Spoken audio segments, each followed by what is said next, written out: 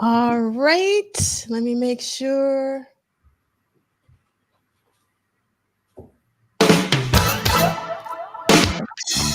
All right, it is week 40 of What Did Prince Do This Week? We got Sister Charles in the chat. Hold on. Let's see what's going on. Why did my colors change? Man, you just got me right into the 80s. Right off the gate. All right. Okay, that's better. All right. We got Man Ray 10.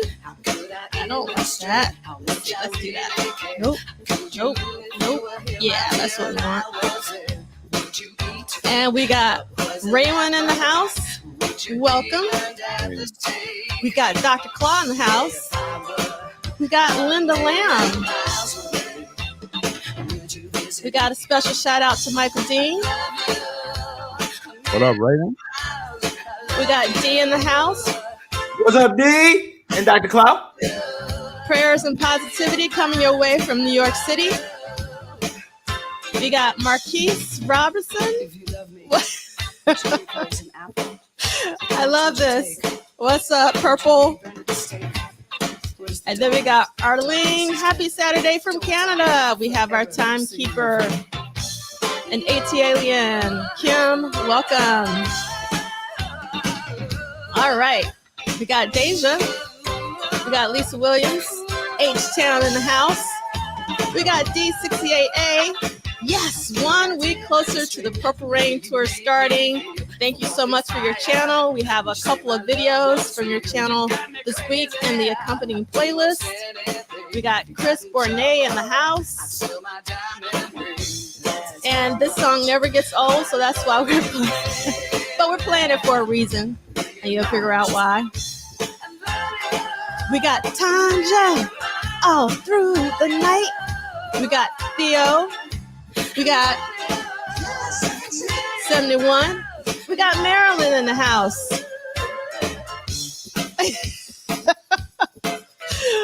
Okay, we'll say MFs. How is that? Purple MFs. All right. Yes. Raywin knows what's up. A million miles. That's right. It's okay. Thank you for stopping by, Barbara Y. Welcome, Tracy Humphrey. All right. We got Audrey, another AT alien. We got Marcus G tapping in. This is my favorite part.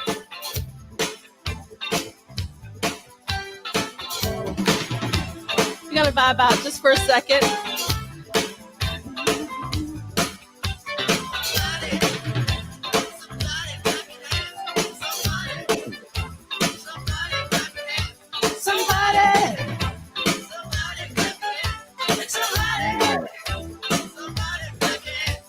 This is what it's all about, the music. We got Moochits from Philly. This is just giving me like the extended scene. Things are okay, but we could be doing much better.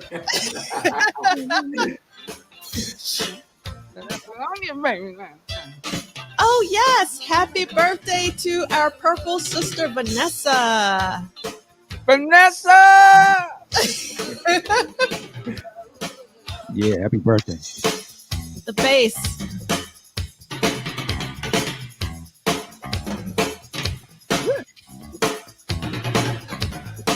We got El Michelle. Love your cat lover avatar. We miss her. Yes, indeed.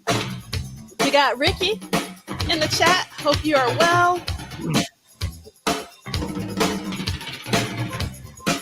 Yes, the legend, Vanessa. We got TL Foreman, actually doing a DJ set of Prince in VR right now. Yes, VR. All right. Thanks for stopping by. Oh, no worries. Okay. D68A has shared with us rehearsal from September 21st, 1984. Thank you so much. We appreciate that. Yeah, we appreciate that. And we got Purple Cat Confetti. Yes, hang with your friends and family. You can come back and watch this later, but thank you so much for stopping by so we get to see your wonderful avatar of Prince sticking out his tongue, one of my favorites. That's right, Chris. One of Sheila's best drum solos of all time right here. We got to keep this vibe going all weekend. And we have a happy birthday to Barbara, even though it's tomorrow. Ain't never too early to start, Barbara White. Ain't never too early to start. All right.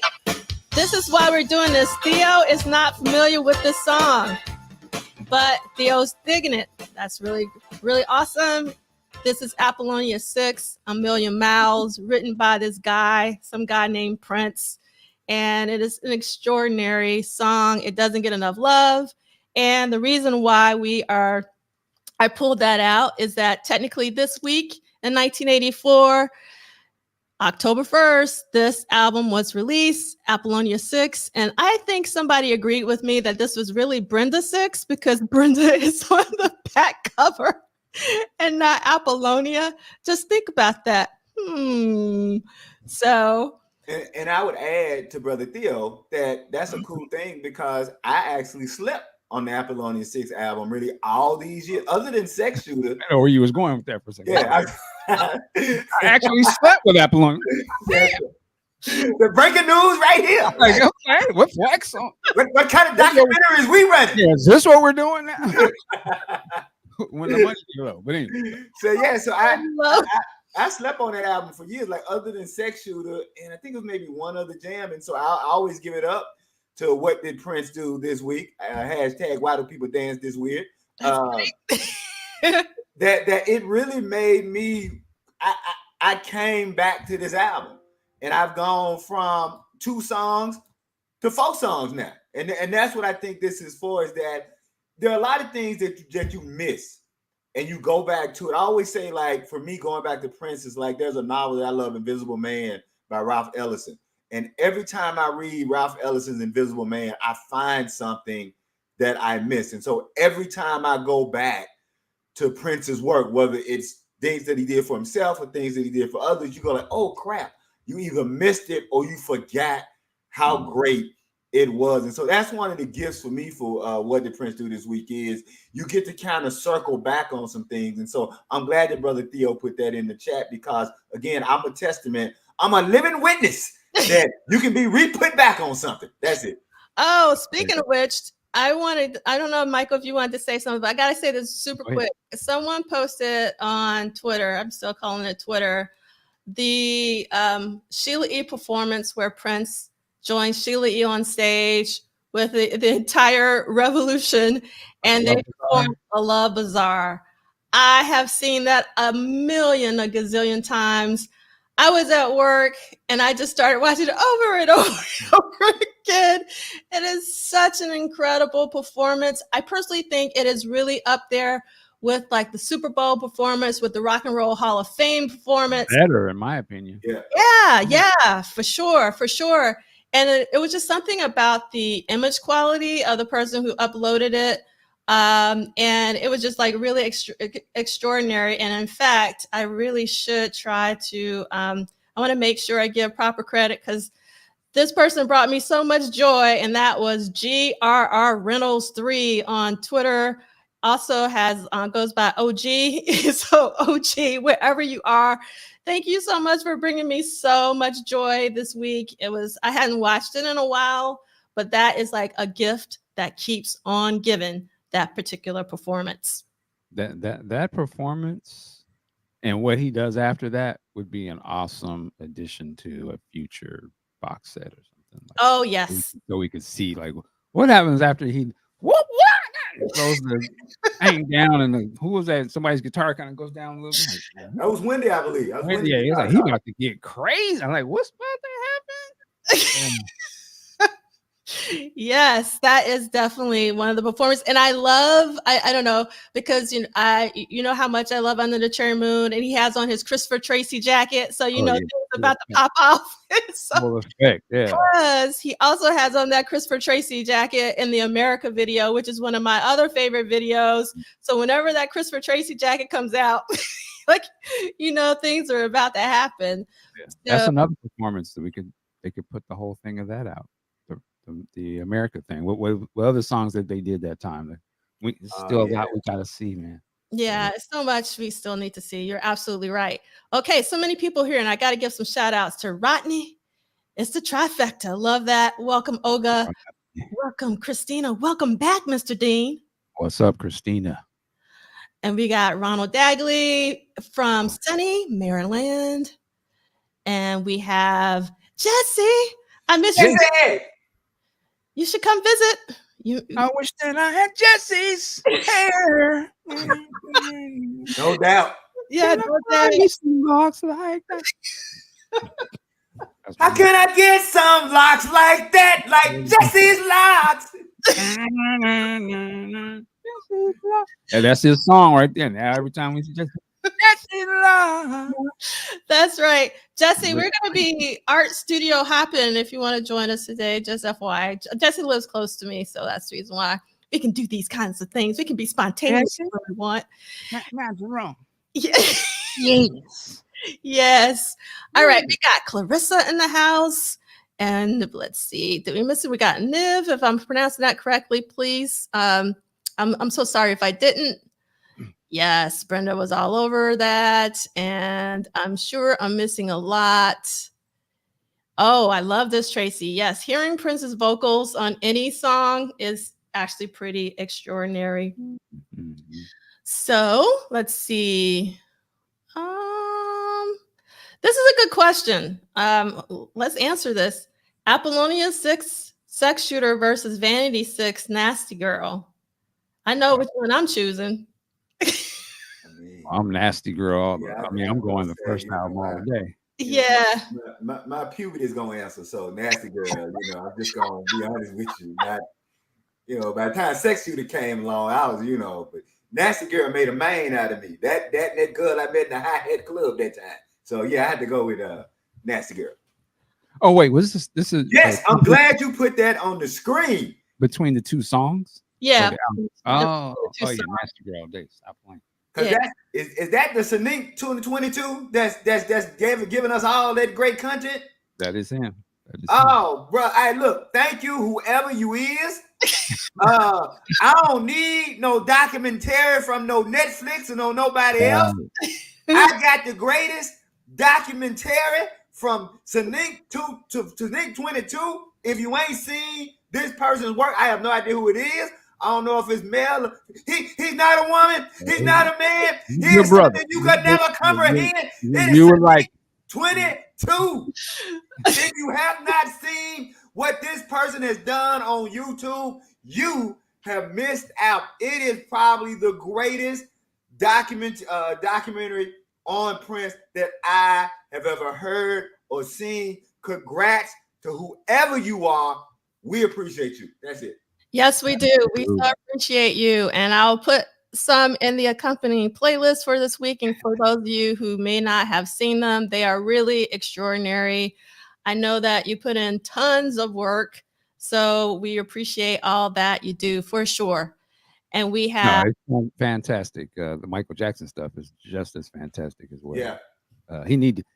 I know, of course I know who you are. You need to come on the show. He doing that I'm hiding type thing, secretive. I get it. I understand. I personally understand. So we thank you for your service because you're putting work in. You're working it like a job, as Michael Dean would say. And we have my literature brother, Blade Brown. And let's see. And then let's see. We got Drea Dances in the house. And I want to read Chris Bournet's comment. We're going back to the Love Bazaar because we can't talk about that. If that performance was the zenith of the revolution and the sign of times, love sexy bands on stage together, a true supergroup before Bonnie, Boyer, and Kat, of course, who are both no longer with us. And we got Chad, hello from Minneapolis. And let's see. All right. Okay. I think we got everything. If I missed someone, my apologies, but a lot has happened in the chat since we spoke. Okay, there we go. All right. So let's do What up, Reggie? Let's do the housekeeping with the quickness. And this is What Did Prince Do This Week? Week number 440.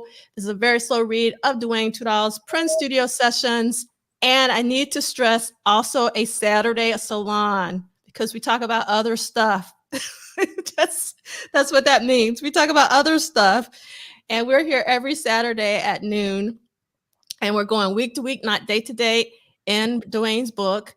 And if you want to follow the detailed schedule, meaning what pages you should be reading for the week, you can go to this QR code or this bit.ly link.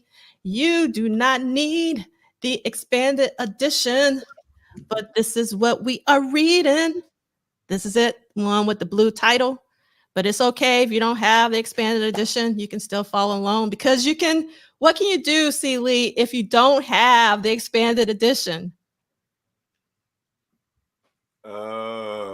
Follow the dates. Oh, follow the dates. There you go. Follow the dates, like C Liegh. There you go. Follow the dates. And it don't take 2 years to learn that you can follow the dates. So it took me 2 years to go, oh, damn. August 15th. That's what page we on. Over there pulling a Biden. Yeah, I was. I did. I pulled a Biden. I froze. I really froze. I like, what can we do? I'm not really sure. Oh my God. Yes. And I love this, Michael Parks. Take notes. That's right. That's what I'm talking about. So, yes. And yes, El Michelle, there's a lot of great content for what did Prince do this week alone. So we cover a lot every week to week. All right. So these will be archived at Polished Solid as well as at MDean. Please subscribe, like, and help spread the word. We really appreciate it. To get the word out about how much Prince was working every week. That's the reason why we want you to subscribe, like, and help spread the word. It wasn't magic. He was working hard. So our hashtag is WDPDTW for Why Do People Dance This Weird? And that is our email, which is going to come in handy because we're about to embark on the Purple Rain Tour. So we want your tour tickets. We want your candid photos. We want anything that you want to share with us. And even if you want to come on and talk about your experience, we would love to hear from you. So that's how you get in touch with us. And don't to post them Jerry Curl pictures. Don't act like you have. Do not be ashamed. Shut your sound down.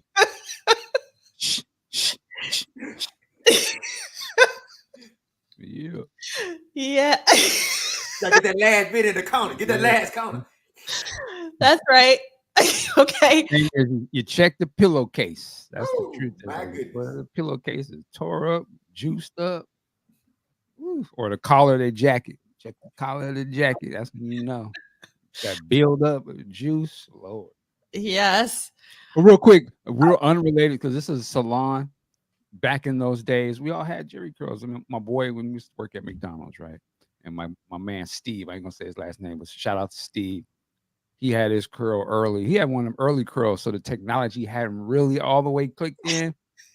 So he was, used a lot of juice. And we used to work in the back of the grill. This is back when you manually was flipping burgers back in the day. So we back there in the grill and it's hot. This in the hood. My man Steve back there, we back there on the grill. He on the grill. Think of Steve would be like a 15-year-old Mr. T. Like that's what he was, the Mr. T of the neighborhood, but he was our age. I pity fool who curl ain't right. So it's kind of funny. My man Steve had the Jerry curl on. He had this is back when we used to wear sweatbands, so he had that on, but it was hot. And so he had a mixture of Jerry juice. So no, first of all, so he's flipping the burgers, that makes sense, right? You flip it, but he's doing and then like I'm like, what the fuck? Excuse me, this brother had Jerry curl juice and sweat dripping down on burgers. Like, and songs, like we was rolling. But man, I say all that to say, yeah, Jerry Curl's a real thing. You know, just as when Michael got burnt, some of their burgers got diluted with extra juice.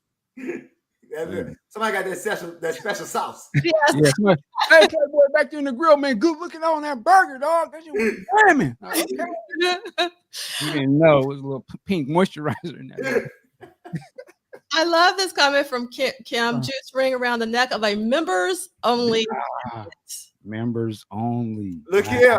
My members only jacket while I'm listening to Johnny Taylor. Don't play. Don't play, timekeeper. See how that spirit overtake him for a second? He turned into that. Yes, indeed. Yeah. Got my members only with Johnny Taylor playing in the background. Before C Liegh got saved, well, you know, all that spitting the mouthpiece was on spitting something else. Sir. Who's making love to your old lady? Why are you out making love? I said, who making love to yo? Somebody been making your old lady. All right, we back. Okay, C Liegh, you got really who did you just sing? Because that's a real song for people who don't. People might not know that's actually a real song. That's Johnny Taylor. Yeah. That's Johnny. And since we keeping it PG, I ain't gonna say what we used to call him. He was Johnny Taylor. Yeah. And in fact, not only was that, it was move it in, move it out, hilarious. Move it round, round and round. Disco lady. Oh, don't make me break out the Johnny Taylor. Wait. Jody, ain't no sense in going home. Oh, Jody got your girl and gone. Oh, well, we do Johnny Taylor all day. Matter of fact, we gonna do a Johnny Taylor salon one day. Hilarious. Yeah. Break out that Johnny Taylor. Oh my God. Yeah, that's right. And we got a disco lady. I'll be stroking. Oh, no. And it's a 12-inch disco lady, by the way. So you get that 12-inch, the disco lady. Oh my God. All right. Okay. This is back when our moms and them was outside. That was this is their time. It was out there. And look here, playing spades. It was all grown folks' business. And if you was like me, you was the drink runner, so you had to go bring somebody their beer, drink somebody their scotch. Lord. Oh my God. So it's so funny, Michael, that you say, you know, that's when our parents were outside, because I watched this. I interviewed my grandparents back in '98 and I was only 28 years old. And I asked my grandmother to describe, you know, all of her kids. And obviously my mom is one of them.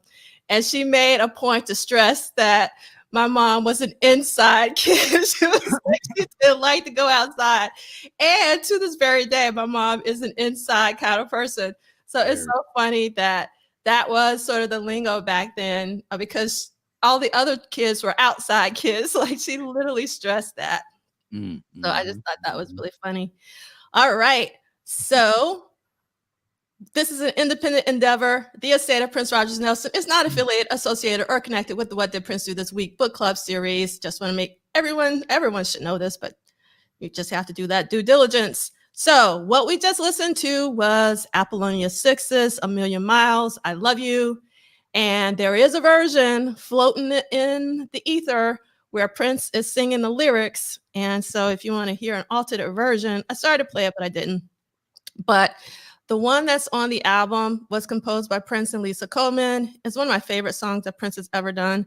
And Brenda Bennett is on lead vocals. Apollonia and Susan are on the backing vocals. Sheila E is on the drums and percussion, as Chris Bournet already pointed out to us. We got Lisa on the keyboards, Wendy on the guitar. So it's like a family affair for this Million Miles, and it's an incredible song. So we are week 40 of What Did Prince Do This Week, episode 91. And this week we had one new song and one studio visit. And it's not really a song, but I counted it as a song because Prince Vault has it listed as a track. So Prince Vault has it as a track. I was like, okay, I guess we'll count this as a song. So this is basically what happened this week in 1984. So on October 1st, the Apollonia 6 was the last album to be released from the 4 that came out in 1984. And we had obviously Sheila E's The Glamorous Life, had the Times Ice Cream Castles, Prince's Purple Rain, and Apollonia 6. And then on Tuesday, there was a mix of the Dance Electric, one of my favorite Prince songs of all time, The Top of the Tops. And this is the new track, which isn't really a track, but we'll say it's a track, I'm So Confused. And then there were 2 rehearsals at the Met Center in Minneapolis because Prince is getting ready to tour for Purple Rain. And according to Duane, but we know we just might not have all the info, that nothing happened on the 6th. All right, that might be like the other book that we talked about last year a lot. Okay, so we have on Monday, again, Apollonia 6. Just want to keep saying Apollonia 6 because this is a really good album. I hope that one day it gets at least released on streaming services. It would be nice. I'm not going to say what I want, but let's look at some photos. Now, this is a photographer, and I'm going to mispronounce their name, so I'm not even going to attempt it, but you can actually buy a lot of the photos I'm about to show you. I've bought several from them, and you can do so from this Facebook link that I have, the Ramon Music Exhibition. So if you want some of these, I highly recommend that you support this photographer who actually has photos in the newly released Prince Icon book that we're going to talk about, because I haven't got my copy yet, even though I pre-ordered it. So I'm a little salty. Everybody else got their copy. I don't have my copy, even though I pre-ordered. So I'm waiting for it. So I'm going to show you a lot of photos by this amazing photographer. And again, a lot of these you can actually purchase, and then even if they're not up for sale, you can ask to see if they can be printed for you. So I just love, one thing I want you to notice in all these photos, almost always Susan has her teddy bear, which I think is so crazy. Yeah, that's cool. Yes. So we got the teddy bear on the lake or wherever they are right now. I really love this shot. You can purchase this one. It's an amazing shot.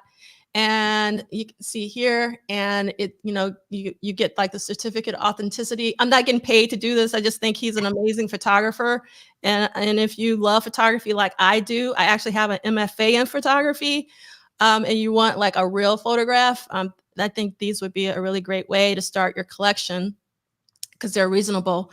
I love candid shots like this. I don't know if you can make it out, but it's like Apollonia walking on the set in order to take the photos. This is a really awesome photo. I love sort of behind the scenes stuff. This is another one. I included this shot I love where the teddy bear is posing in this particular shot. And Susan looks amazing. Susan always looks like Susan to me had the best poses. Like she knew how to strike a pose. And again, these are some of the others that are available for sale. I actually got this one because I love that one. The color is popping. This is another one. And this is another from the same photographer. Again, Teddy's on the bed. And I love the symmetry of the shot with the girls not being a little asymmetric. I'm going to stop. Love this photograph because it just goes with the Apollonia 6 colors with the magenta and all that. And then this is one of my favorite photographs of Susan. Again, look at that pose. It's like something from like the Dynasty. Yeah, I'm going to say Dynasty and Falcon Crest. Yeah. Falcon Crest. In fact, I want to say, wasn't Apollonia on an episode of Falcon Crest? Yeah, she was on Falcon Crest. Yes, she was on. Yeah. And this is another incredible photo. I really love just all of the poses here. I love how Brenda has her back turned, but looking over the shoulders. And also you can see the detail in her dress. The dress that Apollonia has on is amazing. The dress that Susan has on is just extraordinary. Got the pink nails, and like Susan's giving us the look. Love this photo. And we're going to go back to that for a second. Sure, yeah. That look right there and the one before it, I wish that would have been the look. Like if they would have been on the album cover like that, like it's almost like it almost looked like there would be at the time with the time or something, like they're like Ice Cream Castles is just right on the other side or something. Right. But it just kind of has the same thematic, and they look like they bosses at this point. Like they're not, you know what I mean? Like just look like they became the madams instead of right. You know what I mean? But that's dope. I love that look. And I don't know if you guys remember, but at the symposium, Tammy Sharp had not that color, but a similar jacket. So like she, you know, Tammy was, yes, Tammy was bringing it. I should have included that in. I'll add it later, and I'll try. If someone talks, maybe I'll try to pull it up later. But I don't know if I can, just because I'm a little disorganized with my files. So here's some candid photography that I absolutely love. And that's so a lot of the photography we just looked at were, you know, studio shots or shots with, you know, like with real lights, but this is like natural light. So I like naturally lit sort of documentary style photos. That's my favorite. And here they are at the airport along with the teddy bear, getting so much love from Susan. And I love how the yellow is just popping. And then I really adore this photo again. Teddy bear is sleeping. That's what I call keeping the bit going right there. She wasn't in that bit down. With teddy bear, the bit is always on. The bit is always on. That's right. And another thing that really stood out since we did the triple threat symposium is, I don't know if you noticed, like in these candid shots, so just look at them. You'll notice that Susan's hair is straight. And what's crazy is I always thought that Susan's hair was curly, but Jill let us know that no, Susan literally had to put those pink curlers in her hair in order to get those curls. And if you've ever slept in some pink rollers, do you know how long her hair is and how many pink rollers she would need? How did she sleep? Did she sleep, you know, sit up in a chair? I don't know. But now I'm like, oh my God, there's no curls, and I understand. So you can see straight hair. Then this is one of my favorite shots from all of these photographs. And again, Susan is striking a pose, almost giving me like vibes from Jill Jones' cover. You know, like, you know, if you know the Jill Jones cover, how Jill has her legs, you know, kind of like wide apart like that. And then again, teddy bear. Yes. She riding that teddy bear like my man Dr. Fink. He gonna have that. That's right. There you go. Man, what year did nigga? That's my look. Rock that. And I love this candid shot of just, you know, the wind blowing through their hair. And I just love the shot of Brenda and Apollonia. And then this is other. Oh yeah, extraordinary. I think they all are. And yeah. And I love this shot of Susan just because, again, she's very gestural and all of that. But you can see apples at the head of the table. And it looks like they're eating oysters, if I'm looking at that correctly. And Andre actually agrees with you, Michael. Love them fully clothed and looking natural. You know, it's Stephen. I love Jill Jones' cover. I loved it because it was so like, it had like a DIY, almost punk feel to it. So it kind of reminded me a lot of the energy that Prince had during Controversy, which is in my favorite era. So I was kind of happy to see that aesthetic sort of carry through Jill's. That's me personally, but obviously we can disagree. Yes, that's funny. Apples looks like she's coming from Lake Minnetonka. I just stopped. Okay. And let's see. Who said that?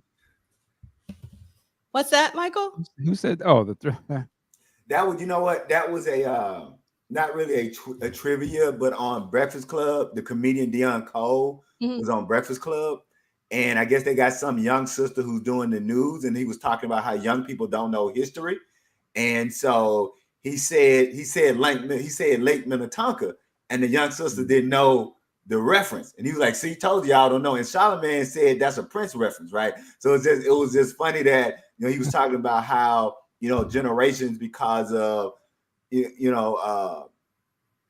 just they have their own technology and whatnot, they don't know. But my argument, not to belabor this, but my argument is that one of the reasons why young people are so disconnected, because what we forget in our age, most of us were raised in a house where there was one television and one radio. So you watched the television that your parents and grandparents watched. You listen to the radio. So the example for me is Flip Wilson is not technically my generation, but I grew up on Flip Wilson. So Flip Wilson feels like my generation because I watched Flip Wilson with my parents and grandparents. But now I look at my grandson, and my grandson is 13. My grandson doesn't watch television. All he watches is his phone. So like I literally have to sometimes come in and just make him watch television with me because I want to share with him some of my art. And so I think that's the other thing. So just connecting that whole Lake Minnetonka and the fact that, shout out to Deon Cole using the Lake Minnetonka as a reference to show that young people wouldn't get it. But I do think that that's the negative about iPhones and all of that is children now don't commune with their parents and grandparents around art. And because they are so separate with their phones, whether we know it or not, our parents were passing along their art to us simply by making us watch TV with them. That's it. I'll shut up. All right. So we got one day I'll know how to learn to use StreamYard. Okay. Some more sort of behind the candid shots. And again, I personally love like these kinds of photos. Some of you guys might, well, why are you showing us these? But I just love them. You can see them putting on their makeup. And we'll end with this one because I love how Apollonia is looking directly into the camera at us. And a really awesome photo, in my personal opinion. All right, so let's get into it. So there is one news article I want to read this week, only one. So you hopefully won't get too bored. This is from the Baltimore Sun, Tuesday, October 2nd, 1984. 4 more concerts sell out within hours at Capitol Center. Prince, one of the biggest names in pop music today, smashed his own records yesterday by selling out 4 additional concerts in record time at the Capitol Center. Tickets for the singer's first 2 scheduled concerts had sold out in 4 hours last Monday before promoters scheduled a 3rd concert, which sold out in 3 hours.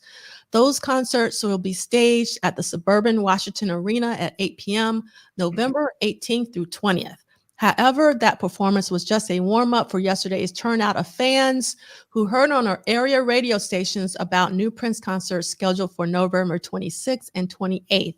Security officer John Basanko reported that fans started gathering early Sunday evening. Mr. Basanko said virtually all seats for the 4th and 5th concerts were sold between 10 a.m. and 11:45 a.m. before a 6th concert was scheduled for November 29th. Those tickets were sold out by 1:30 p.m. with a humongous number of people still waiting in line. A 7th concert was announced for November 30th. Those tickets were sold out by 3:15 p.m. yesterday. Tickets also were sold at other outlets, 8 of which are in Baltimore, and by telephone reservations, which the center was trying for the first time on an experimental basis. Tickets were priced at $12.50, $15.50, and $17.50.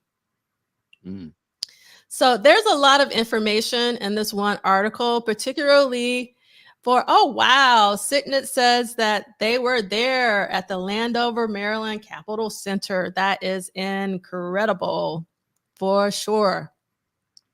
Dude, I'm trying to figure out what's that movie about, erotic radio?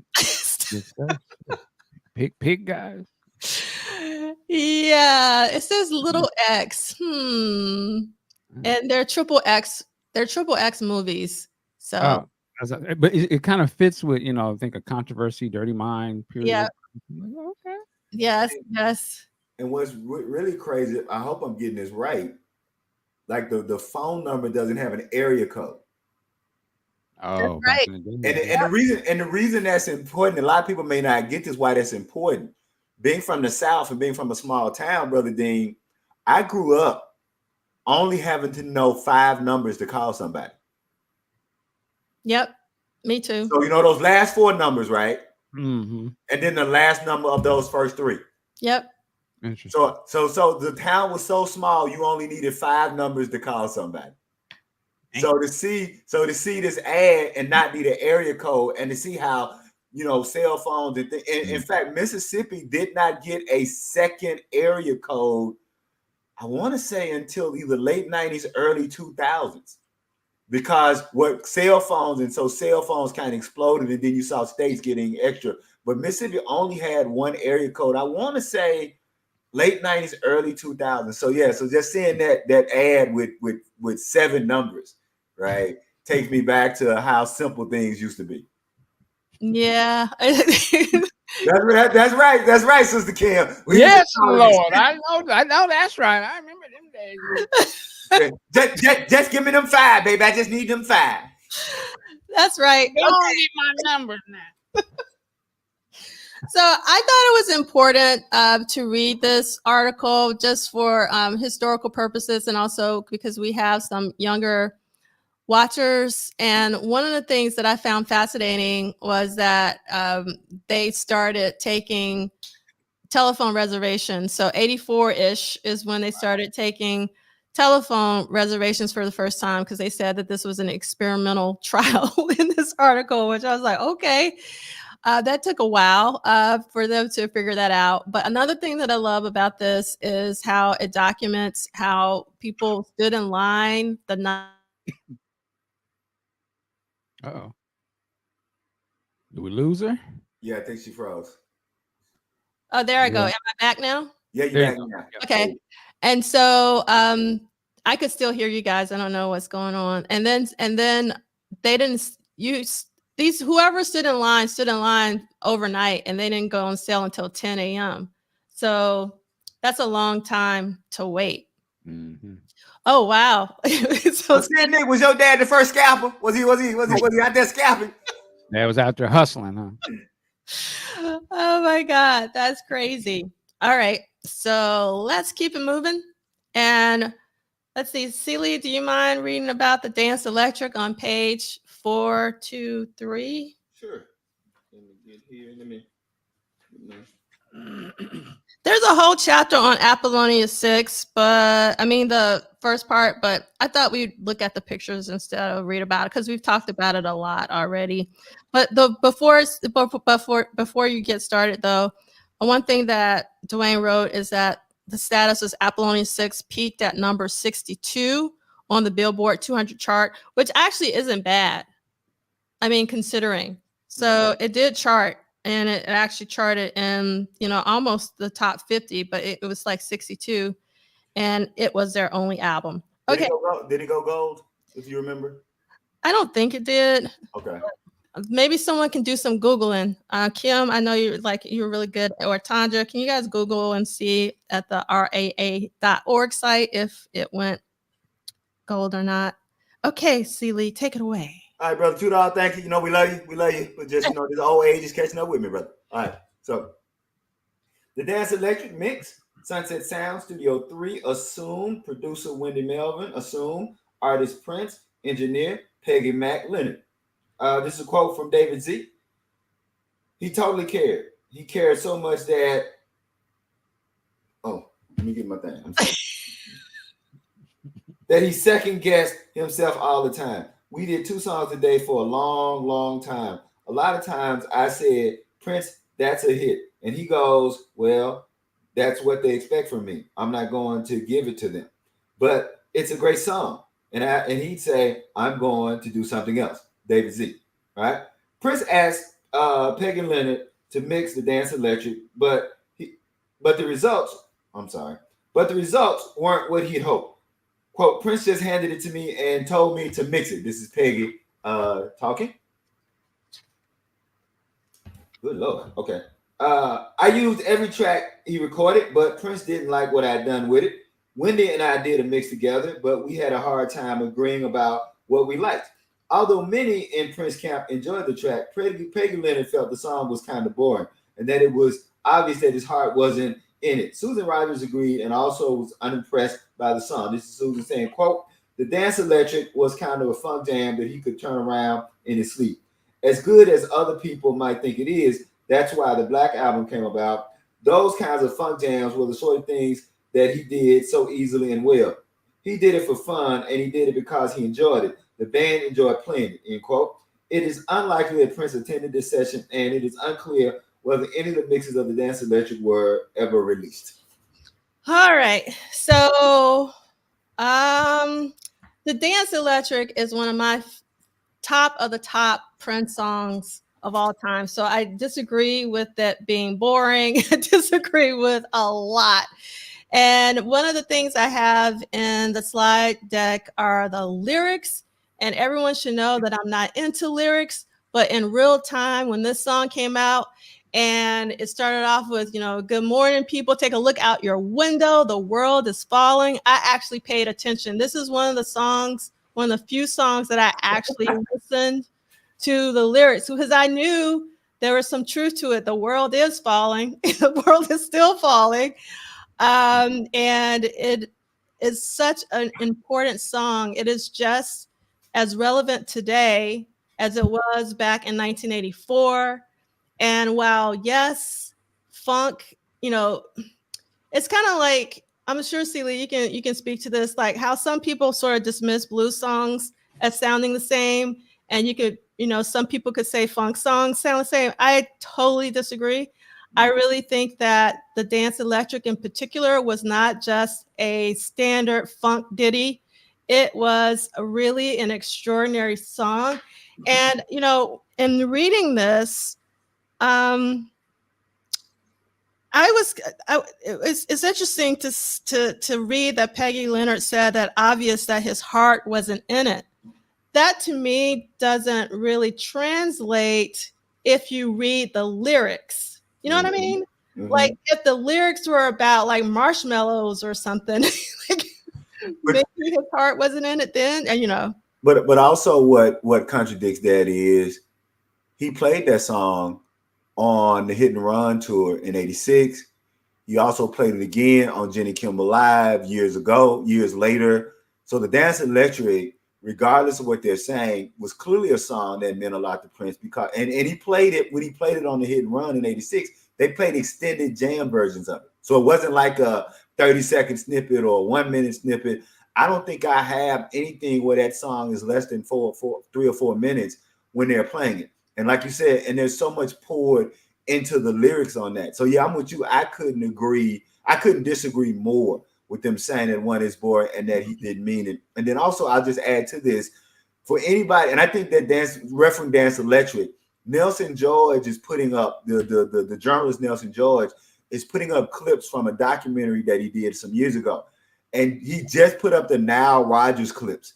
Nile Rodgers gives an extension definition of funk. And what he does in giving an extension definition of funk, he says clearly that funk music, true funk music, can only be made with bands.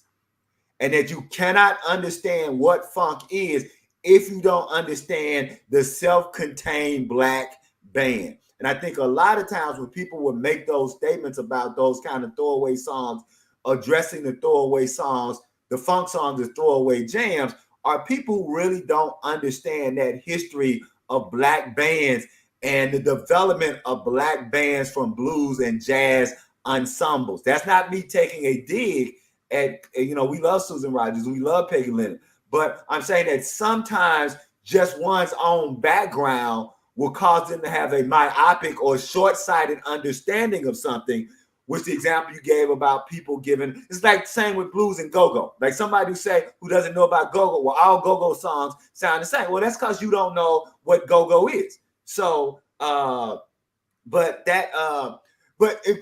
Brene, let me, because Nile Rodgers does reference Prince.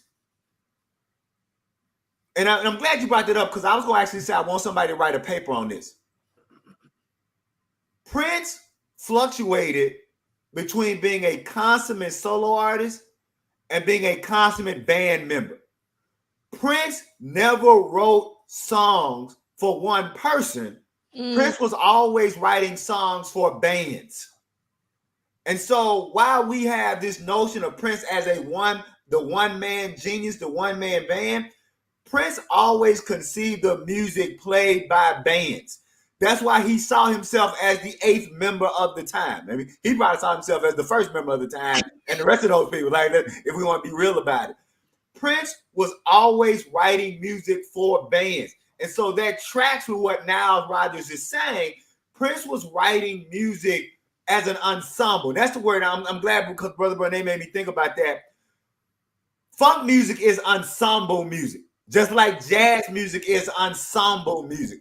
Prince was writing ensemble music. The bass player had a particular thing to do. The guitar player had a particular thing to do. The two different keyboard players had two different things to do. Like the keyboard players weren't playing the same lines in Prince's music. So Prince was writing ensemble music. Therefore, funk music is ensemble music. Prince was writing for multiple musicians to do multiple things, if that makes sense. I'll shut up. Can I just add too? I agree with everything you guys said. With salute to Susan Rogers, salute to Peggy.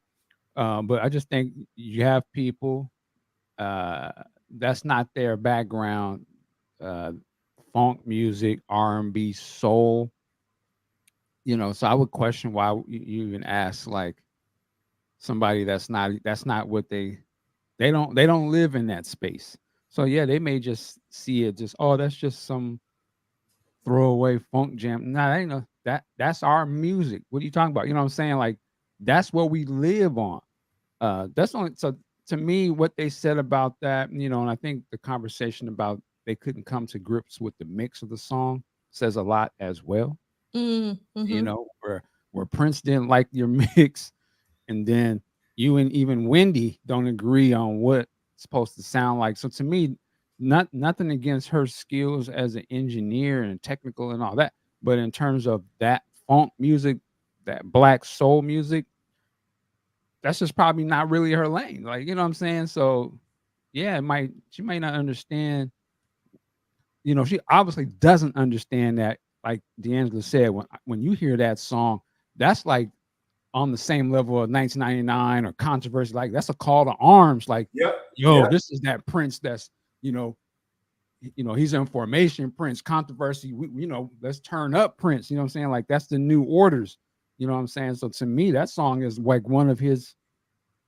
It should have came out as a Prince song. Like, you know, I always said that would have been the first single. That would have been this is the message we on. We on the Dance Electric era. And they get like, you know, wake up. So to me, for her to say that, yeah, that just goes to show me the same way when Susan was like, oh yeah, what was it Adonis and Bathsheba? That's trash.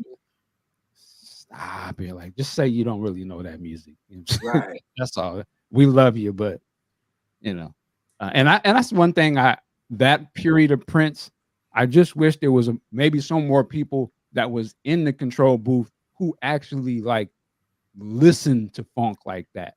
So they would be like, yo, kid, yo, that's the one. Maybe, yeah, I know that's good, but I'm gonna just, nah, nigga, you don't understand. Let's go take this to the club and play it and see what happened. Like, this is that juice. You know what I'm saying? Like, because he just, a lot of times he be sitting on dope songs. And I don't know if he's listening to other people, seeing their reaction. Oh, that's good, Prince. You know what I'm saying? So anyway, that was my little take too. Appreciate it. And I just want to make sure that everybody knows, especially if you're new to Prince's music, that the Dance Electric is not a song that you should sleep on. I still get goosebumps 40 years later. Say it again. Say it again. Say it again. I want to put myself on solo. I still get goosebumps 40 years later listening to the Dance Electric. That's how amazing that song is and what it means to me. All I gotta hear is good morning, children. Take a look outside the window. Yeah. Yeah. That's all I need. Yeah. You know the funk is about to happen when you hear it. Yep. Yep. All right. Okay. So, Michael Dean, if you don't mind reading our next selection, which is I'm So Confused on page 424, Wednesday. You gonna make Michael Dean do the whole I'm confused speech? You gonna make him do the whole I'm confused speech? But then you gonna do the whole I'm confused speech? All right, I'm done. Oh, I had to think about what that was for a quick second. All right. I'm so confused. All right. I'm so confused. Tracking and overdubs. Flying Cloud Drive Warehouse, Eden Prairie, Minnesota. Producer Prince, artist Prince, engineer Susan Rogers. Quote from Lisa Coleman. He was writing songs that were not confused, but searching. He wasn't limiting himself by his religion. He was allowing it to fuel his work. That's interesting. On the eve of the dress rehearsal scheduled for the Met Center in Minneapolis, Prince recorded I'm So Confused as a segue, I'm saying it right, Yeah, that's between, it. between Darling Nikki and the Beautiful Ones. It contained the sound effect of a dove as well as multiple background elements, including wind chimes, bells, and the chorus, and several lines from the recently recorded but still unreleased The Dance Electric. Additionally, elements were used during the track, additional elements were used during the track, but were later taken out of the mix, including Prince introducing his dove named Divinity and asking who painted her purple. Wow.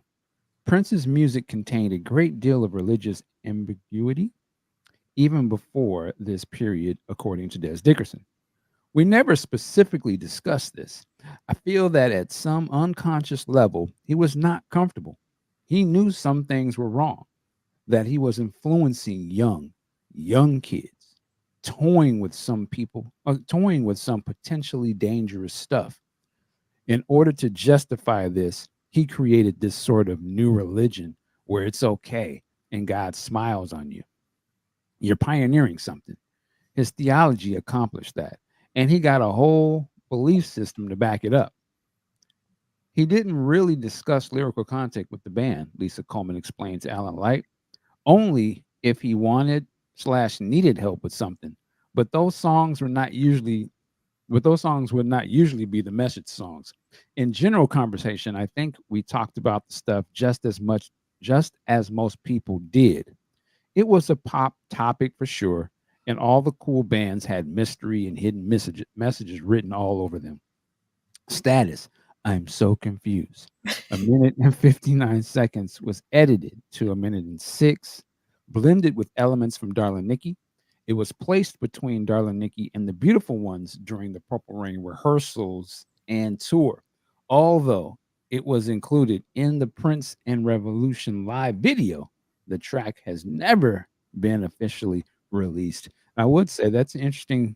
They didn't put that on the deluxe box set, did they? No, I don't think so. I mean, it's on the. I mean, obviously, it's in the DVD, but other than that, it's not like a standalone track or anything. Mm. So, I mean, I guess that's my question to you, because I like when I was figuring out, should I do we consider this a song? I went ahead and listed it as a song, but I was really hesitant. So, C Liegh, what say you? Well, I think that technically you can get a Grammy for a spoken word. Mm. Since you can technically get a Grammy for a spoken word, and also you can get certain Grammys, production Grammys for segues. So I don't have a problem with it being listed as a song, particularly because it does have beginning, a middle, and an ending. Right? It is a self conversation. It has a theme. It has a purpose. It drives the narrative. So all those things that you would say would make it a song, if nothing else, it could be either a poem or a spoken word piece. So I think that in those kind of things, and it was very vital to the theme of the show, right? It was, and I'll tell you this about it. What I did was when I converted the VHS to DVD, I went through a period where I actually cut a lot of the spoken pieces out. Right. So like the Yankee Doodle Dandy piece, I cut that out. I don't sit through no damn Yankee Doodle Dandy. So I just like that part of the show I was over with very quickly. I was like, man, I get it, but I could cut the Yankee Doodle Dandy piece and not cut the theme. I couldn't cut the I'm So Confused because you would be cutting the narrative theme of the show. So I had to leave that in there. I even thought about the piece that he does right before Do Me Baby. Can you see me? Yeah. Can you feel me? Big if you will. And I'm like, yeah. Get on with the damn song, right? But it is actually part. So you can't technically cut the I'm so confused because you lose the ultimate message of the redemption piece, right? The temptation piece doesn't make sense, right? Earlier. So yeah, so I count it as a song simply because it's really part of the theme of the show, and it lets you get to understand everything that Prince is trying to tell us. That's it. I'll say. All right. So the Thriller Effect is asking, are these demos C Liegh talking about? And the answer is no. We're talking about the Prince and the Revolution live from Syracuse show. And that's what we're talking about. And we got a Rodney. Rodney is saying, stop the Yankee Doodle Dandy shaming. Yeah. All right, so and it wasn't just the Yankee Doodle Dandy shaming. I didn't understand what Brown Mark and Wendy laying under that cover had to do with the thing. Like, I was like, what the hell? Because the Yankee Doodle Dandy's playing, and they walk up on the thing, and they lay down, and Brown Mark I think that's Wendy, he put the cover over Wendy, and then the little red lights, the rainbow lights start pulsating. Yes. I was like, what the hell? That didn't have. And so, because of that whole sequence, I hated the hell out of Yankee Doodle Dandy for years. So, there you go. All right.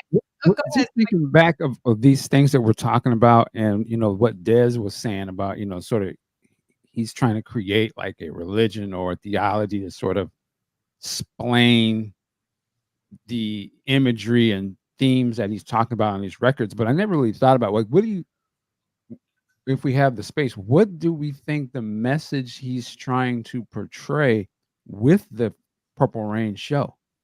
Like coming straight off of the movie, and it seems as if the show dives into things that the movie doesn't necessarily address, the spirituality aspect of it. Like, do we think he was sort of, is it what Daz is saying? Is this why this is being introduced? And is he trying to, what sort of message do we think he's sort of trying to put out with this tour where he becomes the man, like he becomes the superstar dude? But is he trying to say that I'm wrestling with my spirituality at this point too? I don't know. I'm just asking them. So I'm going to answer this question, try to take some things into context. And I'm not, and when I say this, I don't want, this is not a shot at Dez. I want to be clear, not a shot at Dez, because I love Dez. When I was reading that and hearing y'all read that, I'm wondering how much of that is Dez projecting his own thing on the Prince. Because remember, Dez left because of his own religious issues, right? Dez said that he had a problem playing head with children in the audience. So the question then becomes, is this Prince thinking, or is this Dez saying, since I'm feeling this, Prince got to be feeling this? Because Dez does say, Dez is transparent to say, now me and Prince didn't actually ever talk about this. So I just want to throw that out there of how much of this is Dez projecting on the Prince, because Dez himself, admittedly, and I don't have a problem with Dez having issues with that. I'm one of those people who's from one of those very Baptist, conservative Christian backgrounds who wrestled with those types of issues. I'm one of those people who, I told y'all when I was working with Prince, my mom would call every Sunday and leave a message on the answer machine and say, baby, mama love you, but Prince and everybody would love Prince music. Going to hell, call mama when you get a chance. Like, that's the message my mom would leave me every Sunday. So now coming to your direct question, I always tell people, if you were offended or surprised by the Rainbow Children, that's because your ass wasn't paying attention. Anti-Christian. Prince had always been working in a Judeo-Christian framework. Whether you like it, whether you love it, Prince was always working in a Judeo-Christian framework where for him, God was love and God was going to save us from whatever the things that God needed to save us. And that for a lot of people, for Prince, those things from which we needed saving simply changed from album to album. And I think that became the problem for a lot of people, is that Prince may not have always been consistent about, well, what are the things from which we need to be saved? We do know that was the consistent thing for Prince was hatred and violence. If you look at everything Prince ever said, hatred and violence toward people and hatred, those were the things that represented the devil for Prince. So when you look at anti-Christian, the devil had all to do with hurting people. And that if you are involved in fighting and hurting people, you are doing the work of the devil. And if you want to stop violence, if you want to stop war, you're doing the work of God. And so I think that Prince was always trying to create this system in which his music worked to preach whatever particular gospel. And for Prince, it was the gospel of love. And as Prince began to expand what that gospel of love meant, it began to rub certain people the wrong way, because the things that were cool, say, in doing controversy, became uncool by the time you get to the Rainbow Children. But that's because you weren't paying attention. So I think that Prince was very conscious, and I'll end on this. Prince was conscious on Sam Cooke, Little Richard, Al Green. Prince was conscious on the fact that the secular and the sacred, the profane and the divine were always an issue in Black music, were always a tension, both sonically and lyrically. Prince not only played with that, used that to drive his theme of love and light. And again, that's one of those things where I think if you're not familiar with the Black church, if you're not familiar with Sam Cooke and Little Richard and Al Green, if you're not familiar with that struggle, you're either put off by it or you think it's just for the sake of show and don't know that Prince is actually trying to make a real discussion, have a real commentary, because you're not used to it being a part of your everyday life and purview the way folk like me, who was from the Black church, used to people having those conversations and took Prince seriously no matter how camp it was. Prince ultimately was trying to say God is a God of love and he will save us if he let us, though he would just shift from time to time one of those things from which we can be saved. I'll shut up. All right. So I want, Michael, it sounds like, did you want to say something? No, go ahead. Because I'm going to shift back. Yeah, go ahead. Okay. So I want to go back to, I'm so confused because that's what we're talking. The Purple Rain Tour. The Purple Rain Tour is one of my least favorite Prince tours. But the Purple Rain Rehearsals are fire. The Purple Rain Tour Rehearsals is what I listen to. I don't like listening to the tour. I actually don't even like watching the tour because one is really dark. I mean, just like there are hardly any lights on.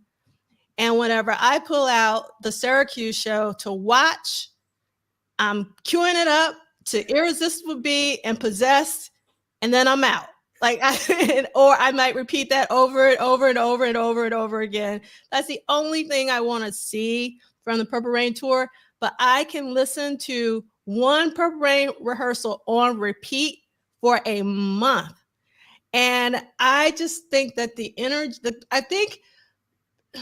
one thing I think that's frustrating about the Purple Rain Tour for me is because of the mega stardom that Prince was having around this time.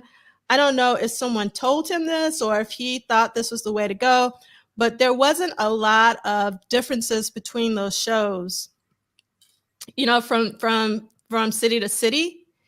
And one of the problems that I had when I watched it, and I did go see it in, I did go see it in person at the Omni, but to be honest, I honestly don't remember Prince's part because I was so young. You know, I was like 13 years old. I remember Sheila's because of the drumsticks and stuff, but I do not remember the Prince portion of the show. And I think for me, I had a hard time with, I call them the interludes, because one, they were, I think, too long. Because I think about this in contrast to like the Sign of the Times live, and they have interludes, but it was like integrated into the music more so. And they also were quicker. And they were more like segues, so they don't bother me. I don't skip any of those. But when it comes to like the Purple, like if I were to do what you did, C Liegh, I probably would have did the same thing. However, I would not have cut I'm So Confused. Right. Because I don't know. It's something about that Right. that isn't like the other interludes. No, I agree. That's part. I couldn't cut that one because it's part of the narrative, right? You lose the actual narrative. And with you, I just think that with the Purple Rain, you know, when we talk about Purple Rain as a project, album, film, tour. And I think that Prince understood that he was embarking on a triple, not to use the term triple threat, but that the album, the movie, and the tour was going to serve a purpose of getting Prince somewhere he needed to be, even if he was over it by the time the project was over, right? Prince was clearly over it halfway through the Purple Rain tour, but you got to do this show. It's part of the 3-part project. The tour is part of the 3-part. And what did Prince say? Prince said people were showing up at the Purple Rain tour clapping because that's where they clapped in the movie. He really understood that he had built this machine, and I got to play this machine all the way out, because on the other side of, and in saying this, I'm not saying that Prince doesn't love this music. And Prince wasn't saying that he doesn't love this music. What we're saying is that it was serving a multiple purpose. And because it was serving a multiple purpose, it was more structured than any other tour. Like, this tour was meant to be the parallel complement to the movie. It was meant to drive themes, but also not only to drive themes, to also to enhance and introduce some themes that's going to then be completed in Around the World in a Day. Temptation is introduced in the Purple Rain, right? So so by the time you get to the Around the World in a Day album, Prince, the novelist, Prince, the short story writer, Prince, the poet, has already given you this beginning. Think about Sign of the Times movie. When Cat and Prince are on the heart, and the heart lays down, does anybody remember the 2 words that's flashing over them? Love and sex. There we go. Love, sex, love, sex, love, sex. What's the next album? Love Sexy. So Prince was a master of constructing these themes and constructing these stories. And I would say that at that point in time,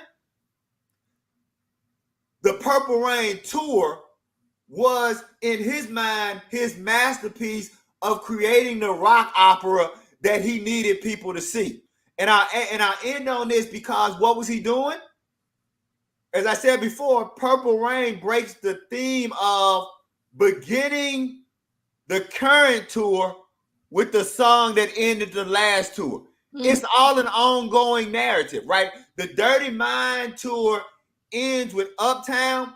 The Controversy tour opens with Uptown. The Controversy tour ends with Controversy. The 1999 tour opens with Controversy. There is a theme of storytelling that Prince is running through that is addressing his social, political, and spiritual evolution. And so sometimes we'll enjoy it, sometimes it'll hit, sometimes it'll miss, but I always gave him credit. And so I'm with you. I think that sometimes the Purple Rain tour could be over the top, particularly with the segues. But I think that for him, it was helping him project the narrative that he thought would get him to the next place, if that makes sense. It makes a lot of sense. And I'm so happy that you're on this particular episode, because I just had 2 insights that I have never had in my life. And I am so embarrassed to admit this. I've seen That Heart. I watched Sign of the Times live a gazillion times in my lifetime. I know the words are love and sex, but duh. I never realized it was foreshadowing Love Sexy. Love Sexy. Duh. Okay. That's one thing. So thank you, C Liegh. All right. The second insight, and this goes back to the question that Michael asked, and we really didn't answer it, but now I think I can answer it based on what you just said. So I think that was a good question that Michael brought up in terms of the narrative of the movie and the narrative of the tour weren't the same. They were actually quite different. But now that, and I'm conjuring up Arthur Turnbull, we now know that Prince was working in 2 timelines, and we definitely know through what did Prince do this week that he's almost finished with because we're going to do Condition on the Heart next week. You know, he's almost done with the Around the World in a Day album before he goes on tour. So he's totally in Around the World in a Day mood with the Purple Rain Tour, songs like Temptation. And that's the reason why maybe it's darker, because, you know, some of those, like just in terms of tone, because of the C Liegh, you were just like blowing my mind today. So many epiphanies are happening right now. Can I add? I'm gonna add the simplistic look of this opinion. R&B funk artist, somewhat underground, niche. You know, he would be sort of, you know, he represents the newer wave of black pop R&B that's about to, you know, he represents the next wave. There's always a wave, you know what I'm saying? You know, the waves after him are the Jimmy Jam waves, the Teddy Riley waves, you know, these, but he is the wave at this. He's about to be he's the wave to us in black music. They've started to adopt his style. He is also has adopted what was popping before him and flipped it, right? He took the Parliament Funkadelic and he's taken the cameo stuff in the Zap. You know, he's sort of neck and neck with them, but he's adding a different layer to that type of funk that, you know, they're older than him. Actually, he's the young upstart, right? He starts to become popular.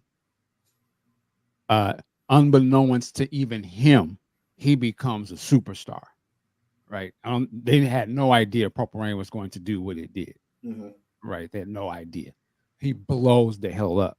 I think he goes into this tour coming off of the idea of, well, okay, 1999 was supposed to be my big thing. Like that was the thing that took me.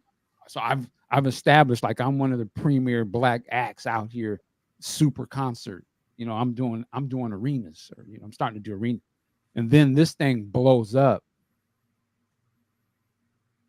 Looking at it from now after so many years, and if I was a young person looking, I'd be like, wow, it's interesting how these people seem to be framing Purple Rain, but all I know is that this is the thing that made him what he is. Like, if I know nothing else about Prince, I know Purple Rain, right?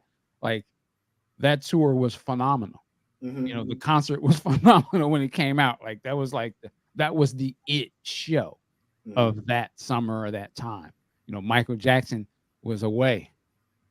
Prince ran free. He had free reign, and he killed that. I think it's interesting to look at it. Like, he became the success he wanted to be, but the lore is that as if he wants to reject it. Right. You know, he's like the lore is like, oh, he got tired of that. Right. Isn't that what he spent the whole first part of your career trying to get to? You know, so it's interesting to look. Like, he always talked about hits. Like, they wanted to be the big thing. He became the big thing. Right. Everyone loved him. And I look at Around the World in the Day. So when I look at that concert, I think that concert at the time was fantastic. Like, when that home video came out, I was watching it every day, over and over. Yeah. Like, I'd never seen nothing like that. That was crazy to me. It only, in my mind as a fan, sort of goes down a little bit because the next show was even crazy. Right. Like, he just kept upping it up, right? So, you know, as much as this is a scripted show and it's the same thing, well, I would argue there's no more scripted than the Love Sexy show, which you can't break that script because you got all this pyrotechnics. So it becomes more scripted, but we love that. Right. So I just think that when you look back at it, you know, historically, you'll be like, yo, fantastic concert, like, incredible. He's performing and sort of realizing, like, yo, I'm the man.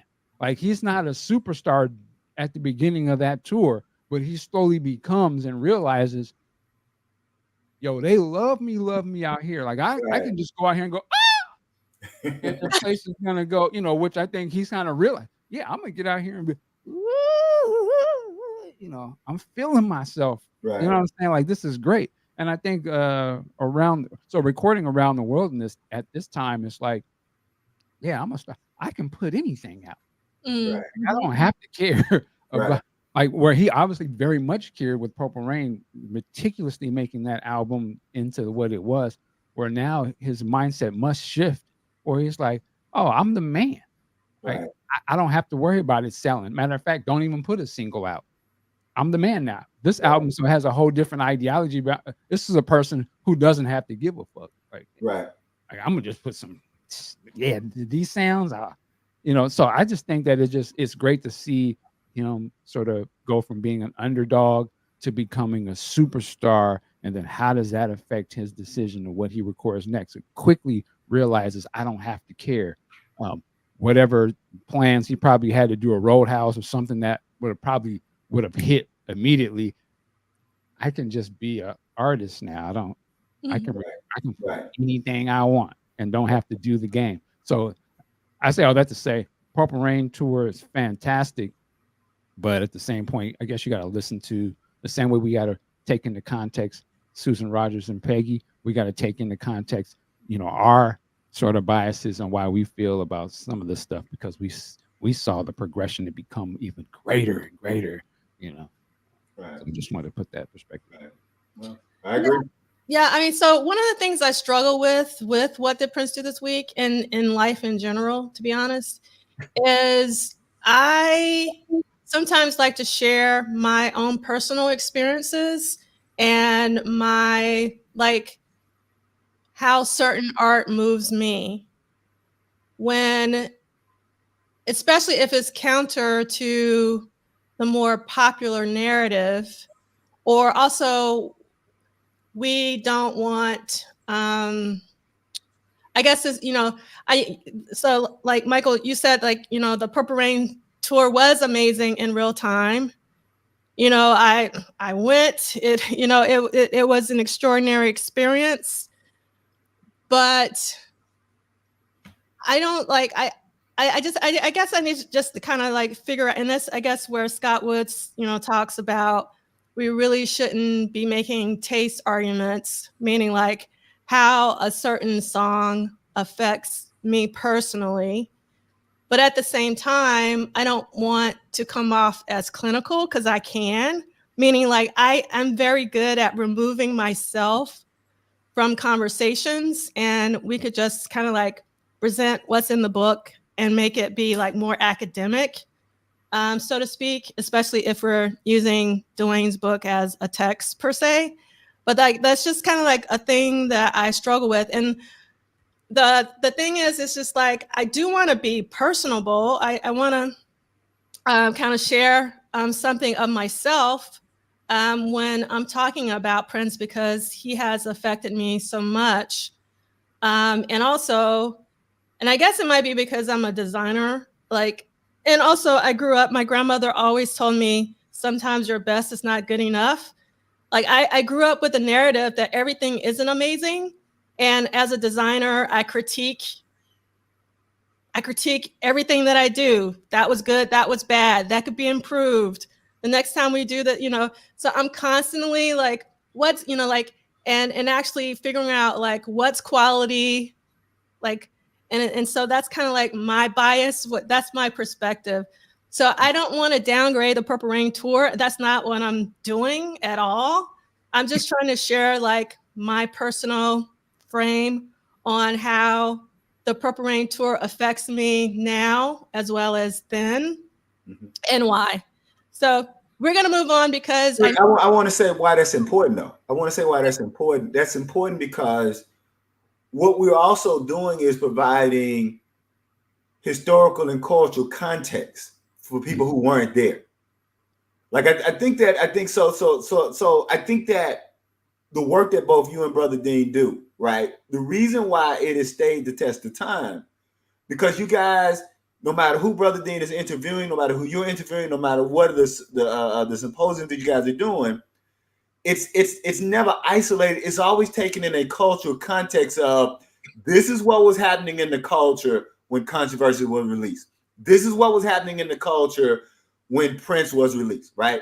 And so I think that by you providing, right, that kind of singular understanding, you had three people on the screen.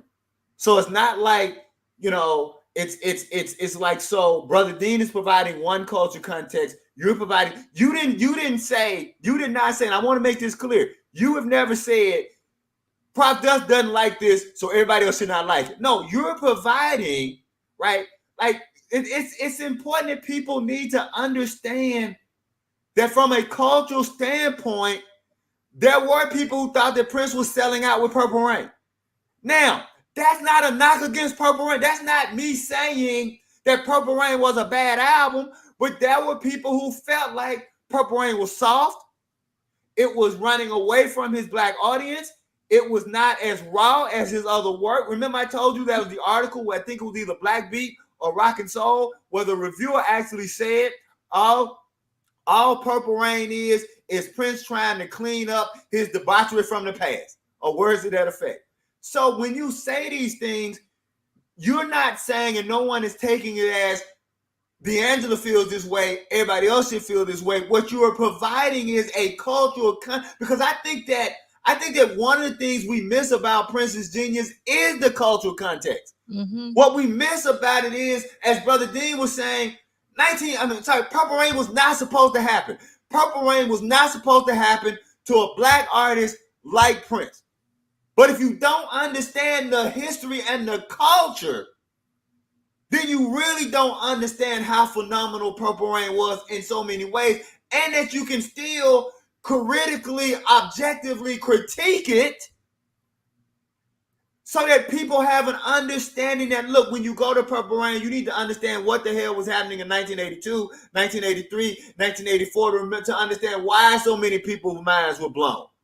Why so many Black people were packed up into that damn theater, and it was one of the greatest moments in their culture because projected on the screen was who they were. So I don't ever want you to feel like that we don't understand that you are bringing that cultural context. That's what makes these Saturdays important, is that we're not just looking at the particular facts as they are. We're understand. Look, I'm so glad what you've done is you've made me meet somebody like Brother Dean to know what the hell was happening in Seattle, Washington. I'm from Clarksville, Mississippi. I just found Seattle on the damn map, right? And so to know that a Black man like Brother Dean was experiencing something in the same time, but experiencing it a little bit different, what does that do? That takes away the lie that Blackness is a monolith, that all Black people are the same, and that expands our humanity. So I don't want you feeling like, hey, you shouldn't be. No. The fact that you are bringing that cultural context is what makes this platform and this study what it is. I'll shut up. Thank you, C Liegh. You're the best.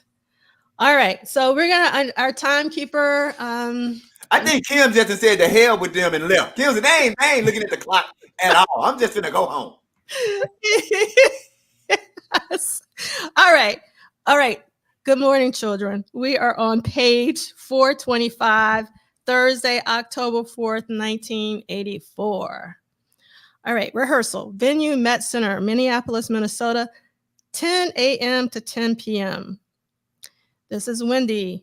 I remember the first day we went in for full-on production, and that was astonishing to see it. That's when I realized, holy shit, this is massive. We're in a stadium right now in production rehearsals. I know it doesn't sound like much right now, but back then it was like, oh my God. Most of October was spent shaping the Purple Rain Tour. Demand for the concerts was unlike anything Prince had ever experienced. Multiple night shows in cities like Washington, D.C. were selling out within 2 hours, and additional performances were selling out even faster. Basic band rehearsals have been going on at the warehouse since the summer, but on October 4th, full stage rehearsals shifted to the Met Center in Minneapolis. Prince took great pride in creating a tight band. As someone who not only loved music but also loved performing, he worked hard so there were no mistakes, and he drilled it into the sound crew, the lighting crew, and into the band with his famous all-day rehearsals.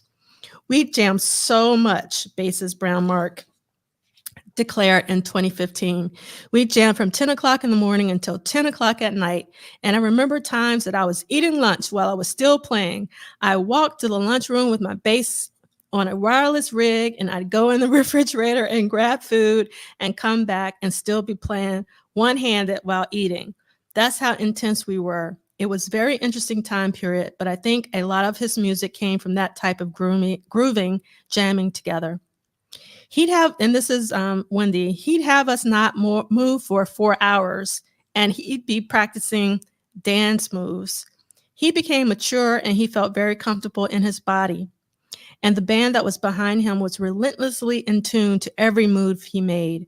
And that was the countless hours of not moving and giving him as much confidence and safety in that environment to perfect that thing. When he wasn't front and center, Prince directed the show from the soundboard and had changes for the staging and lighting as well as for the band, including the addition of yesterday's recording of I'm So Confused. It was run like a tight ship, remembers Susanna Melvoin. If you were 5 minutes late, he would say, your pay has been docked. You cannot be late. If he was there before you, this is funny. If he was there before you, you were late. I'm going to skip the quote from Dr. Fink so you have something to read. But in this sentence, Dr. Fink explained that the rehearsals sounded fun, but they sometimes got a little stressful.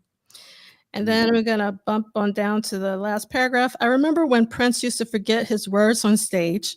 It was the funniest thing because he would start scratching his head and he would pace back and forth, recalled Brown Mark on his podcast in 2016. And then me and Bobby would look at each other and say, he forgot the words. And then sure enough, he'd walk up to the microphone and say, you know the words, sing. All right. So I'm going to, let's see, what's next on the, anybody want to say anything about what we just read? I just love when I hear about the rehearsal Prince, you know, the tight ship, the discipline, you know, staying on point, on task. I love that side of Prince. I love when you listen to the rehearsals and sometimes you get to hear that Prince come on. You know what I'm saying? Like, yo, that ain't it, or let's get that line, or what's that one famous one? It's like, put the motherfucking magazine down and play a part. I'm like, yeah, like he was barking on them. So I love hearing that kind of Prince because that's the part that they don't really show. You know, that's the part we get to hear because of bootlegs. You know, that's why I love bootlegs, because you get to hear that Prince, like the Prince that's working. Like, what does it go in to make this stuff? That Prince, when he be on the mic, oh, you know, you can see he must be talking to somebody down over there somewhere, and he's just jamming. You know what I'm saying? Oh, you didn't get that? Okay, but you know that. So I love that. I love any of that kind of stuff. Yeah. Go ahead, C Liegh. I'll just say that for a commentary that I was writing for this Friday's newsletter, I revisited 2 interviews by Brother Dean. So I want to thank you, Brother Dean. I revisited the Alan Lee's interview, which is phenomenal. So if you haven't seen the Alan Lee's interview, then I revisited the Levi Caesar interview, another phenomenal interview.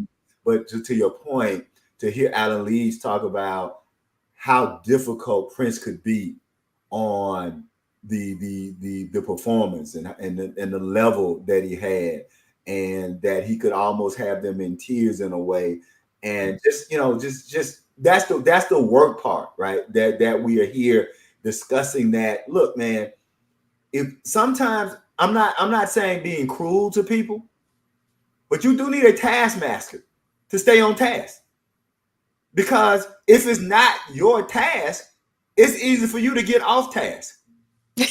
Right? So right. They taskmaster, and Prince understood that, and Prince didn't have a problem cracking the whip. And for those of us, again, who actually played any kind of ball, coaches bring things out of you that you didn't know you had in you. Because after so many whatever, you get tired, you'll quit. And so I'm with you. I don't listen to the rehearsals like a lot of people do. I'm more into just the actual live shows. But what I do like about the rehearsals is when I get instructions in them and Prince is telling them what to play or telling them how to do some things, or you get those little quips like somebody playing themselves to sleep, right? Those kind of things. You are getting that taskmaster. And I think that that's the kind of stuff, because it shows that Prince was really a serious musician who, for nothing else, he wanted two things. He wanted the vision in his head to be articulated correctly, and he wanted his fans to be pleased. And I think that we don't give Prince enough credit for saying, whatever I give to the people, they're going to know I'm giving them my best. I'll shut up. Oh, and also, I want to thank Sister Christina, because I did not know that the Mall of America was built where the Met Center used to be. I've been to the Mall of America.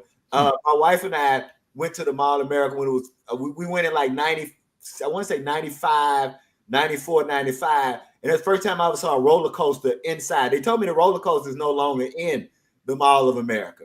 But yeah, so yeah, Mall of America used to have a roller coaster inside. So yeah, thank you, Sister Christina. I did not know it was built where the Met Center was. I was just going to add too. I think Prince came from a spirit of this all I got. Yep. Like this ain't no game. This how we eat here. My whole existence is built on this. There ain't no plan B. You know, so everyone in here gonna be on point, or you can get the up out of here. And I love that, because that's, I mean, when I think of his dad, I think of the Joe Jackson. Like, these are the brothers that came from a time where, yo, I gotta provide, and we got to eat, and we ain't got no other choice. We gonna make this work, and it, you know, and it has to be super excellent. Yeah, you know what I'm saying? Like, it has to be the top tier.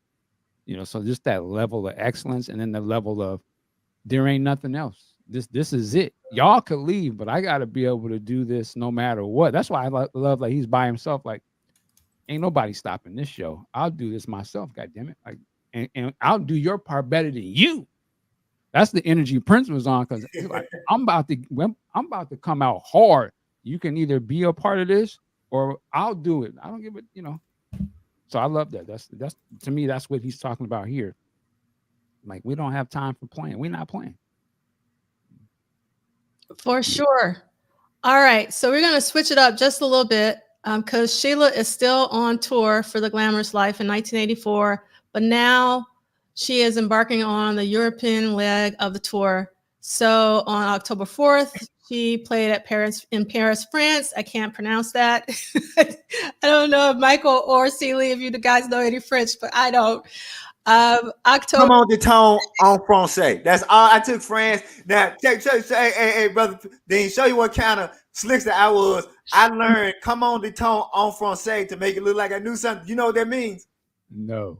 It means, how do you say in French? So whenever I would get in class and the teacher would say, McInnis, would you like, teacher, I said, come on, the tone en français, pencil. Look at McInnis. McInnis is the only one studying. McInnis is the only one. Everybody's like, teacher McInnis is playing your ass. That's all. So, but it made it look like I knew the French.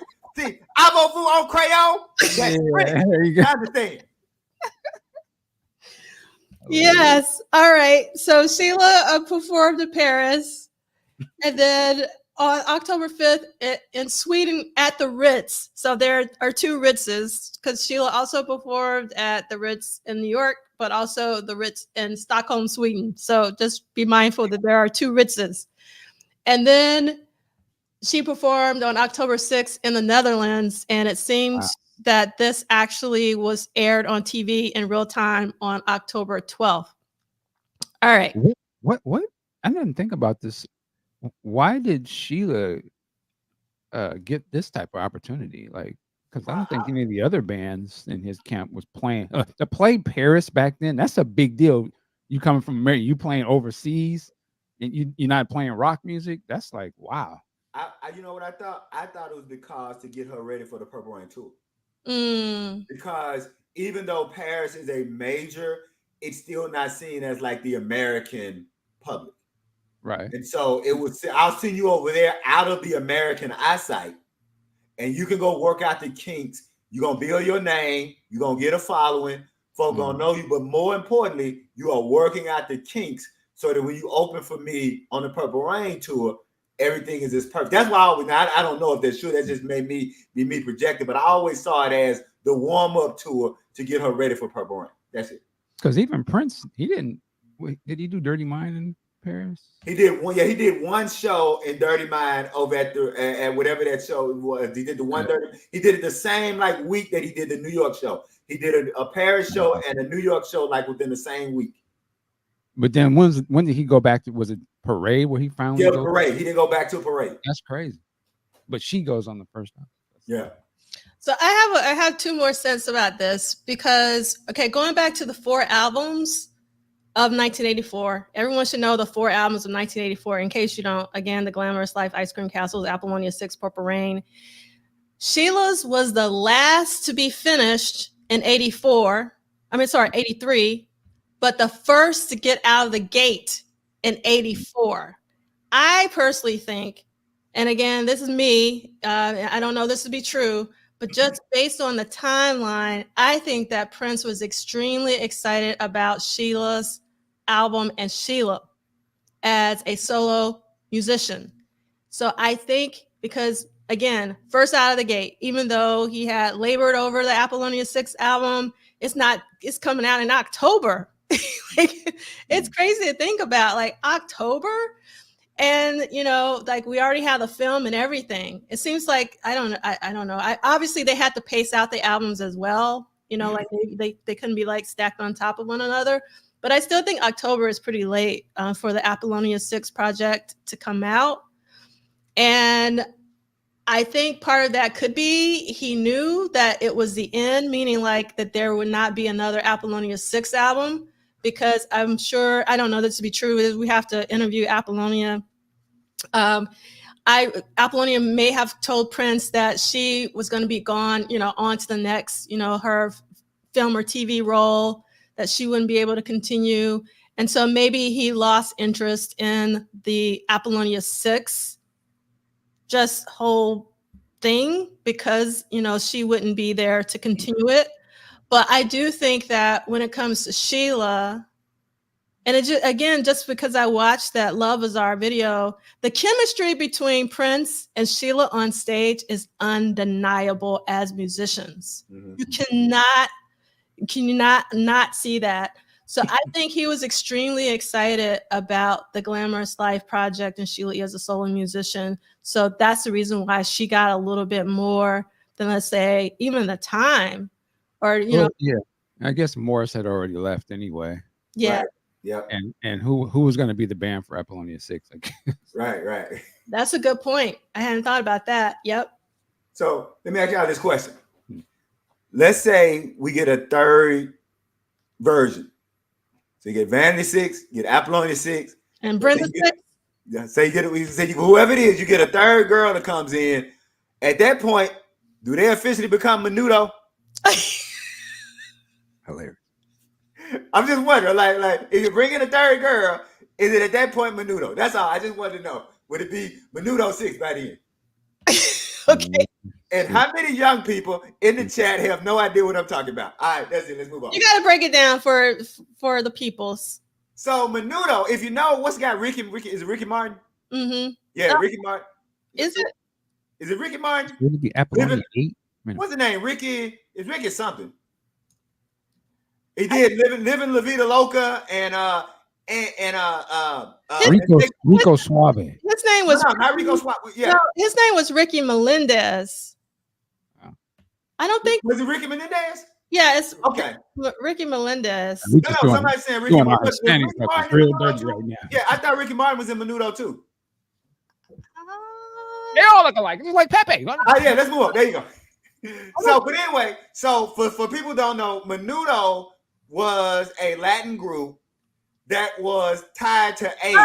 Oh, okay, I'm sorry. He replaced Ricky Melendez. Okay, cool. Yeah. Ladies and gentlemen, it's a Latin New Edition. There you go, the Latin New Edition. Yeah, Menudo was the Latin New Edition, but the only difference was you aged out. So once you got to a certain age, they would bring in new singers, which I thought that was odd, but clearly it worked because they kept selling records. So that's so for those don't know about Menudo, this is a business production. There you go. They were completely business production. And I just had to add in the end that I unashamedly, I really love Shake It Bum Bum by Ricky Martin. That's all I'm gonna say. I like Shake It Bum Bum. I know y'all gonna take my purple card They're gonna take my black card. Shake your bum bum, shake your bum bum, shake your bum bum. Go around the world in a day. Don't say no, say no, say no. So shake your bum bum. That's it. I shut up. And I love this boy band business. That's right. And I didn't realize that. That's Yep, kind of 16. great. Once you got 16, once your voice changed, it was time to go, player. Huh. And Tanja says Ricky Martin Live is an insane show. Yeah, Ricky Martin. Hey, shake your bum bum, player. Go ahead. All right. Don't get So that VIP package, but all right. okay, so Paris, France. I don't have anything. If anybody has anything for this, please let me know. A photo, a video. However, D68A always comes through. So if you want to see the Stockholm show, you can do so on D68A's channel. And there is another rehearsal that Prince did at the Met Center on that Friday. But then on Saturday, yes. Dang. She was That's like them 80s fine. Like I was still a little young, but somehow you went to the dance party or something, and there was that one fine chick from the school came in. You was like, well, you ain't gonna say nothing to her. Like, oh, sit down. Like, God damn. Yes, and I love this outfit, which is the top part is from the album cover that we all love. Mm-hmm. And you can also watch the Netherlands show on D68A's channel. So thank you so much for your service, D68A. And these are also on the accompanying playlist. All right, so we talked about this photographer. Again, I'm not gonna bastardize their name because I can't pronounce it, but they have some amazing photos. And this is a shot of the band. And you can see Eddie M, to the left. Say it again, Michael. I didn't hear you. Is that Miko with the red jacket? Yes. Michael Jackson whip on. Yeah. And like the Cheap Trick pattern. I don't know if anybody. Yep, I love Cheap. I want you to want me. I need you to need me. Thank you for that Cheap Trick. I love that song. Cheap Trick Live is one of the best albums out there. Check out that Cheap Trick Live. We return you now back to what they do. Now own that. That's all right. Own that. All right. No, but listen real quick. Salute to my man Eddie M.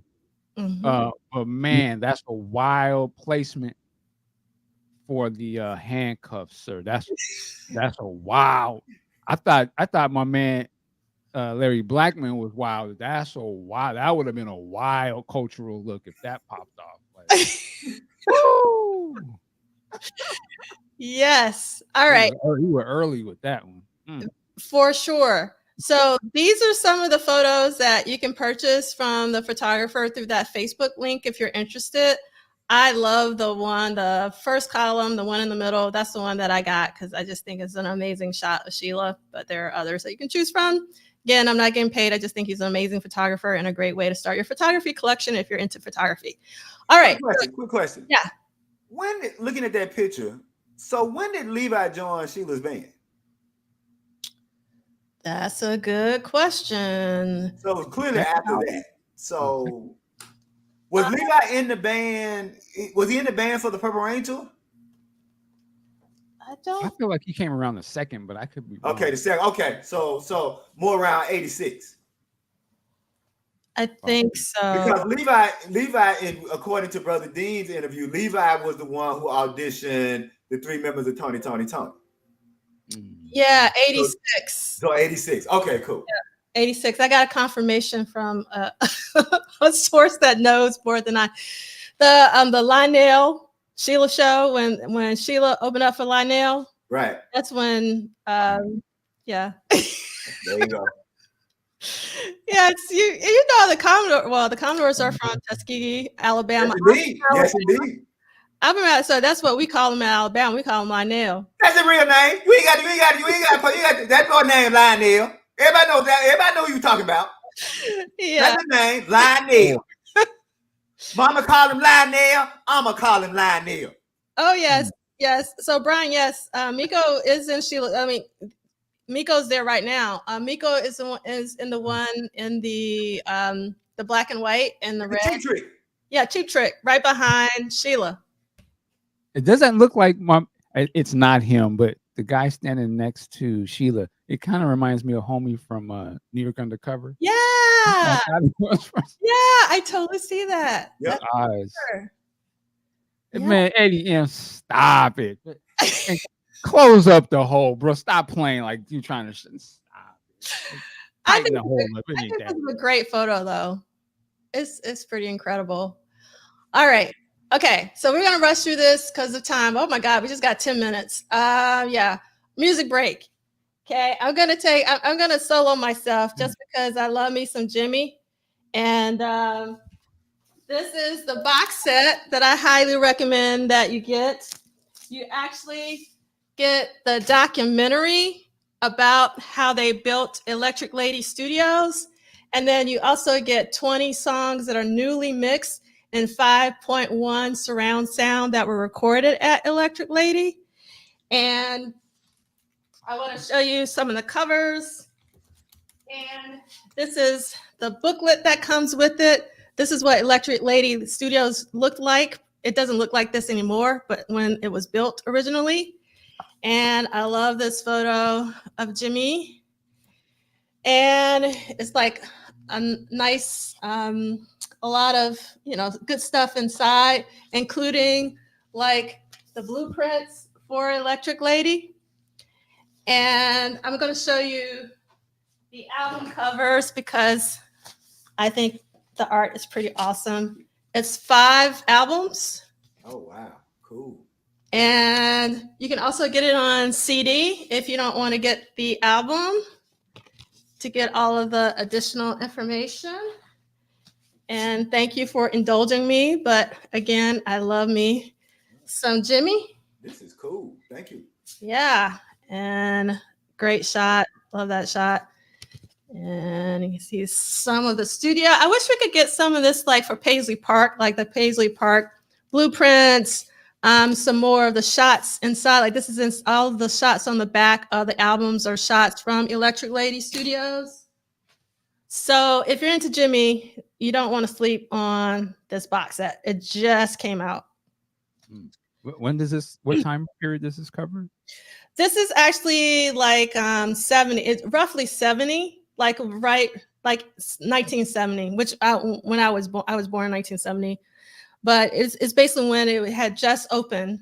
Okay. Electric Lady. So yeah, it's dope to see another artist box set sort of special edition. Like that's cool to see that. Yeah, and it's actually really reasonably priced in my personal opinion. You get 5 albums and a Blu-ray, and it was like $135. So that's really good price. And you can get the CD box set for, I want to say it's like 60. I can't remember. It's 50 something. All right. So we got to say, give respect to Jimmy. Rob-tober is in full effect at the Blue Note. For those of you who are into, yes, Rodney, 1970 was a great year. And yes, I'm happy someone else agrees with me. We do need a Paisley Park Studios documentary box set. That would be really awesome. Documentary box set? Oh, what? Wow. Okay. Well, that's what this is. The actual. I'm thinking of the Netflix documentary. Oh no. I think the documentary that's included in the Jimi Hendrix box set is literally a documentary about how Electric Lady was built.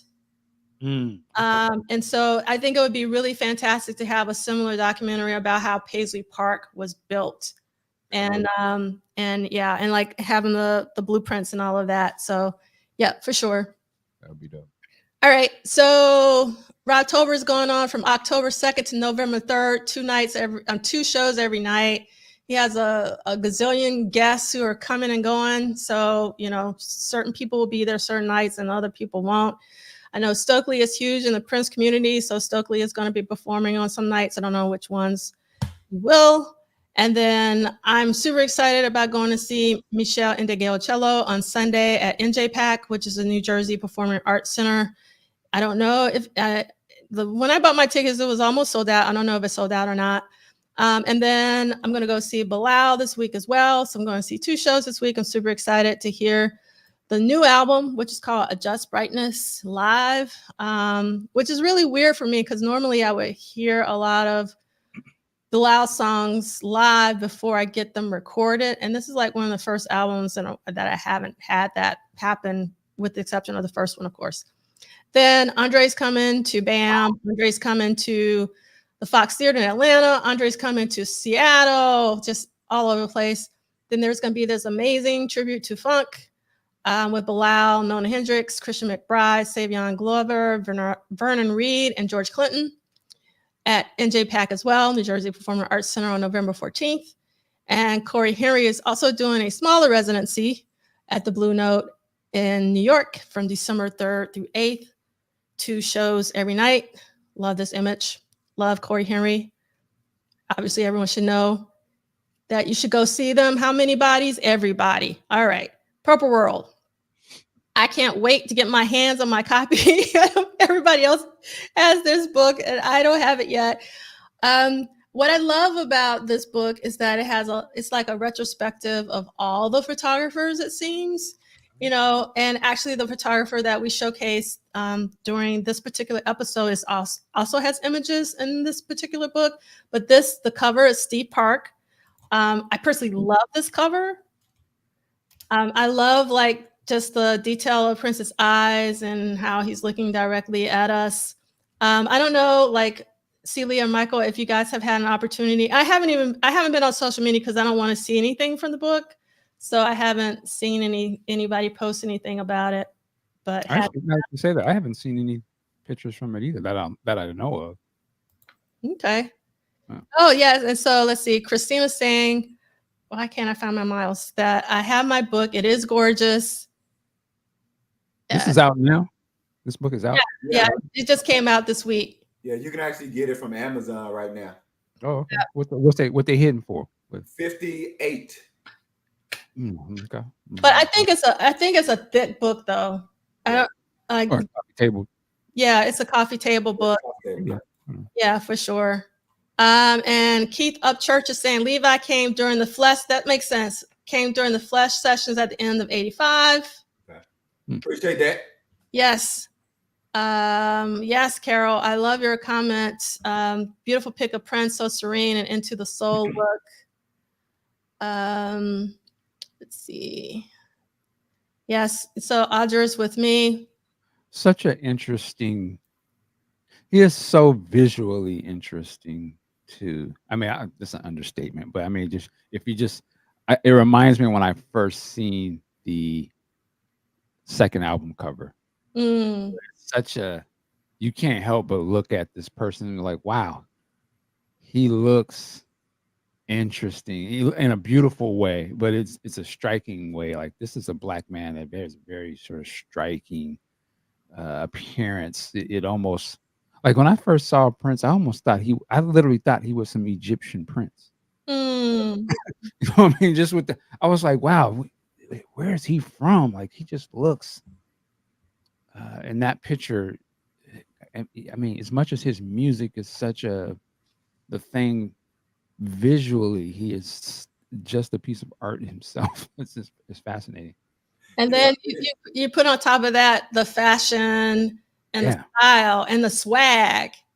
Yeah, it's just overwhelming. You know, it's just like, wow, just one person have. You could just be a picture of him, and you'll look at it. You'll be like, wow, there's something that draws you into it, even if you don't necessarily like it, like, or you're like, wow, that's crazy, but he looks like you can't take your eyes away from him.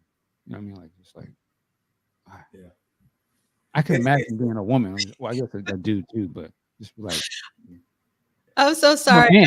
Look at Mom's like, yeah, Marcus G is. I'm laughing because of Man Ray's quote, which is quoted from Jamie Foxx, where Jamie Foxx says, "Never look Prince in the eyes." Yes.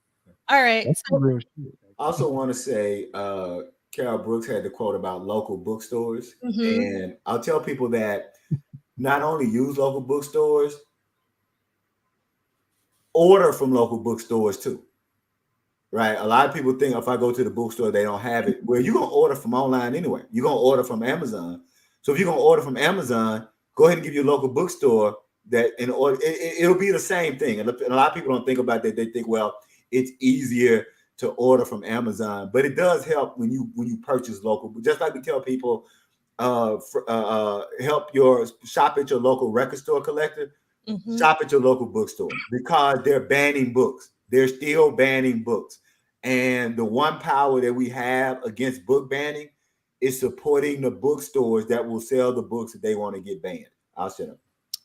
Thank you for that public service announcement. That's really important. All right, we're almost done because we're out of time. So definitely, if you haven't contributed to the GoFundMe for Dr. Funkenberry, I hope that you will. Again, the slides, so you can just Google GoFundMe, Dr. Funkenberry, you should be able to find it. Then we have the accompanying playlist. And next week, we'll be reading pages 427 to 436 in the book for week number 41. And we'll be talking about more rehearsals for the Purple Rain Tour. Yes, from the family, basic tracking for condition of the heart, mixing, Paisley Park mix, and Michael Dean, take us on out. Ladies and gentlemen, we hope you enjoyed this session today. Salute to D'Angela. Salute to Minister C Liegh. But salute to everybody in the chat. Too many to name, but we see you. We love you. You guys are as more a part of this show possibly than us. We could not do it without each other. Man, have a great rest of your week. Go listen to some Prince music, whatever year or era that you want to go listen to some. Just kick back, vibe out to some Prince music. Go watch a movie, watch Under the Cherry Moon. I watched that last week. It was such a fun movie. You gotta love it. Or Purple Rain or any of the other movies. But with that, work it like a job. We'll see you next time. Peace.